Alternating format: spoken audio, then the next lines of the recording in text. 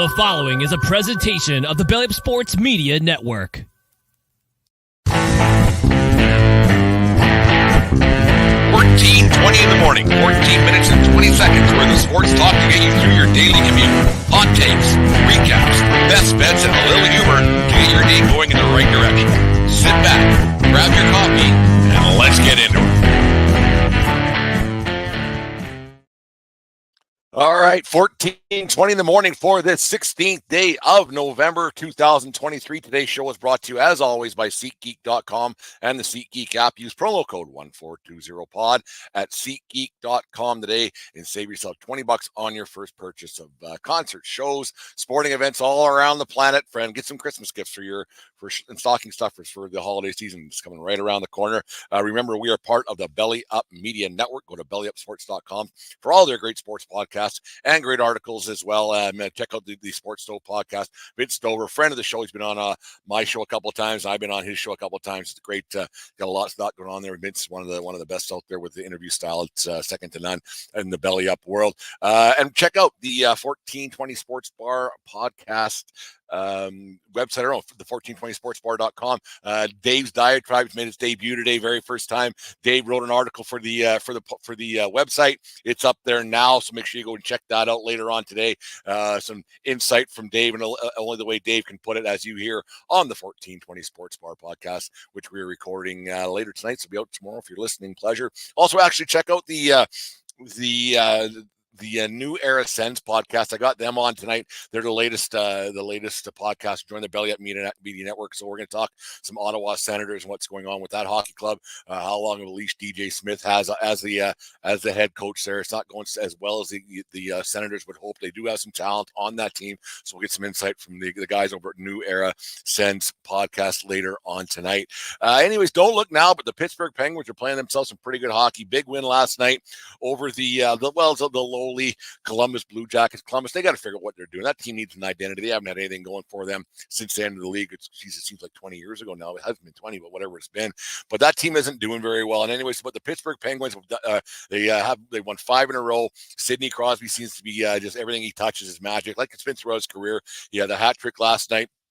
560 goals in his career, and you think a guy that isn't really known for his goal scoring prowess, he was more of a playmaker and everything else. But the way that guy can put the puck in the net at a high pace, you think when this contract's up with Pittsburgh, and I still think that if he doesn't get a cup in the next couple of years, but that might change the way the game is played, that he might be leaving Pittsburgh. But yeah, this guy's going to end up with 600 career goals, and he's probably going to have 2,000 points and be the only one chasing behind Gretzky when it's all said and done. It's probably the way it should be. He's a talent. He's got the heart of a lion. He's Tim Tebow with talent, I guess, is one of those things you could compare him to.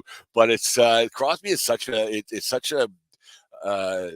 study in how to play the game the right way, and how to he loves the game of hockey. He loves playing it a certain way, and you always know you're going to get the best effort out of him, and the guys around him are going to get better. Yeah, they didn't have some goaltending for a couple of years and things didn't go so well, but 3 Stanley Cup championships, and Pittsburgh's flying right now. Erik Karlsson's decided he can play a little bit of defense, and Letang's been doing quite well. They're finally getting some goaltending as well, so that always helps. But Pittsburgh's won 5 in a row, and they've a team that was people were like, oh, Christ, here we go again. What are we going to do here in Pittsburgh land? But winning 5 in a row, gets the stink away. And then right now the Pittsburgh Penguins are doing that, and you got to think that they might be in the look for another forward here or there, because teams are starting to drop off the planet a little bit, not playing very good hockey. And American Thanksgiving is next weekend. We'll do that.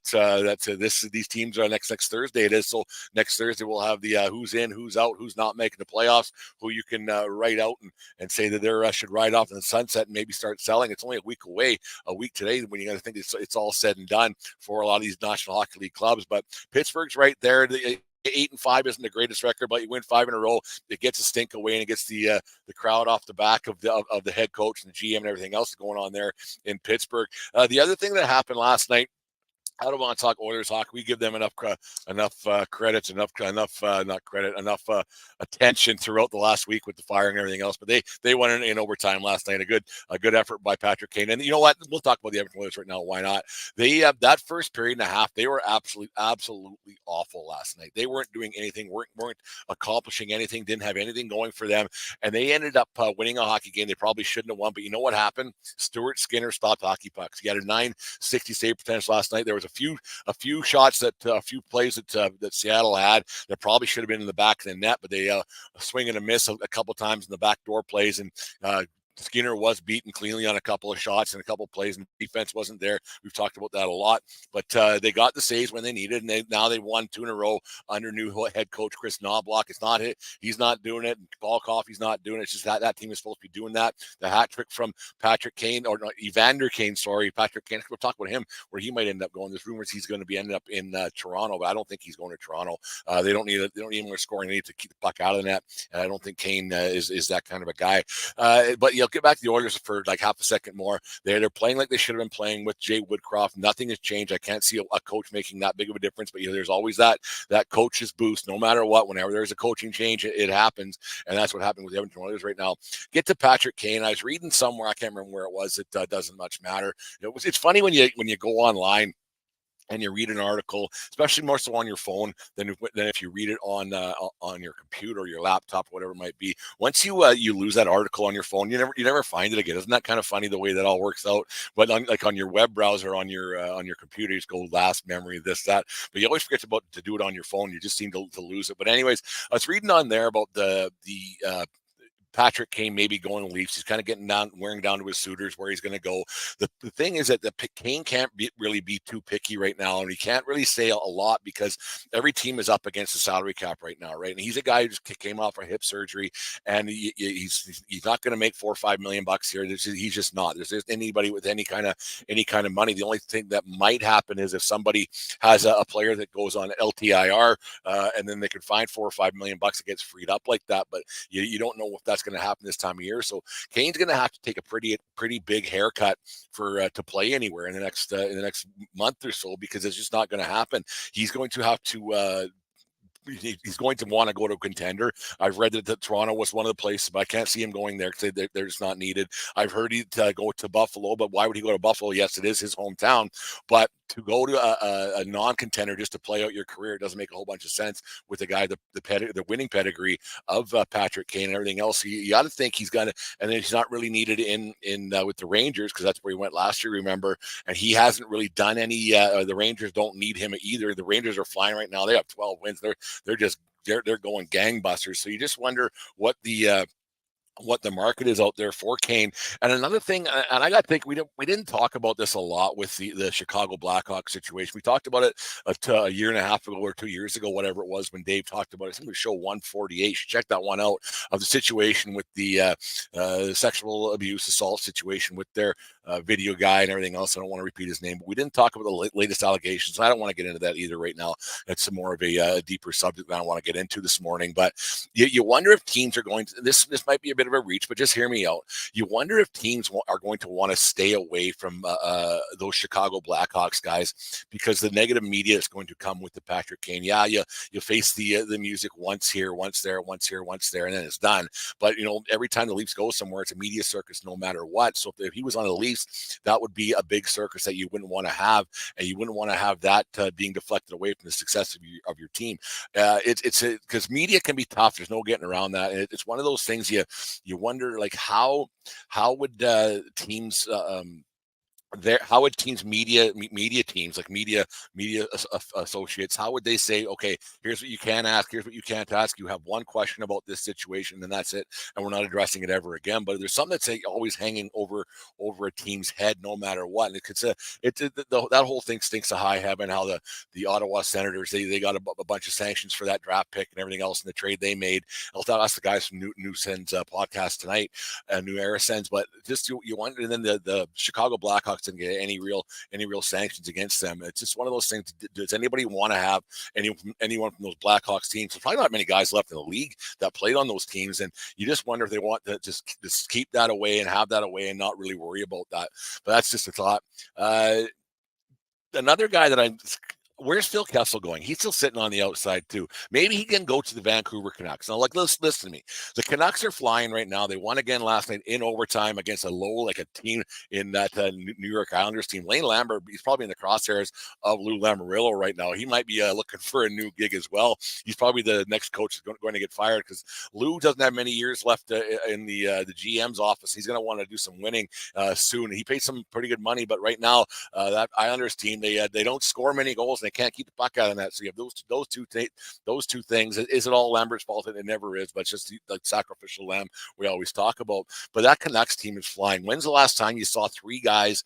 And I can't think of it like in my 49 years on this earth. You have three guys in the top of the standings, the top of the scoring race right now with JT Miller, Quinn Hughes, and Elias Pettersson, 26 points each right now, and they're leading the three leading scorers in the National Hockey League. I don't think I've ever seen that person. I can't think of anything that would even compare it to. Maybe a Gretzky Curry Coffee thing, maybe back in the early 80s there, but everybody was scoring 40 goals back then. But I haven't seen it. And you have Brock Besser with 13 goals already on the season, tied with Austin Matthews. That Canucks team, they're playing with some ferocity, and they don't mind falling behind and playing very. They're a highly entertaining team, and that Hughes kid is unbelievable with the puck. He got that breakaway goal last night.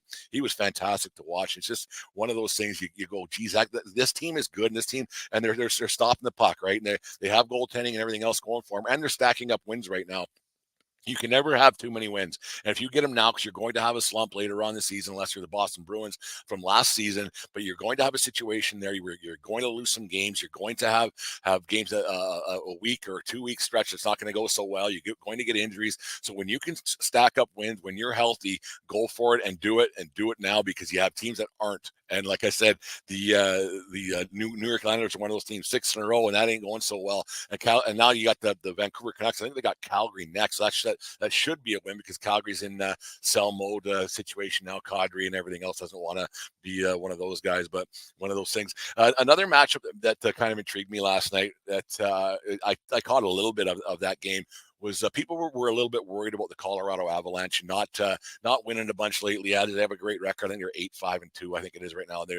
They started off a lot better, and people were starting to give the Anaheim Ducks a little too much credit. Anaheim, they have that Zegras kid there is pretty good, and they have a team that's on the horizon. They're on the rise a little bit, but people were giving the Ducks a little too much credit, and I got a kick out of Colorado last night. They just said, "Okay, little fella," and gave the Ducks a pat in the head and scored 5 in the third period and won 8-2, or I think it was 8-2. Doesn't much matter, but it was one of those games where you're like, okay, these guys are good, and these they'll pick it up. They'll be fine, and we don't got to worry about Colorado. A lot of people pick Colorado to go to the Stanley Cup Finals. They'll be a contender for sure with Vegas, and now with Vancouver. Who picked Vancouver? And everybody was picking Colorado. Everybody was picking Vegas, and that Dallas team, and they're flying too in the West. So you got those 4 teams in the West are going to be pretty tough to unseat moving forward. And it's fun to watch like this early in the season. You're getting into that point now where things are starting to matter, and wins are starting to matter, and teams are starting to go.